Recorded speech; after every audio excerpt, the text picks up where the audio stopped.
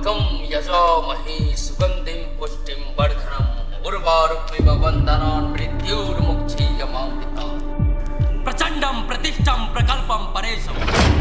तबाही तबाही, बरसों पहले बंधा हुआ आत्मा किसी ने आज उसे आजाद कर दिया। विनाश, महाविनाश, महाविनाश।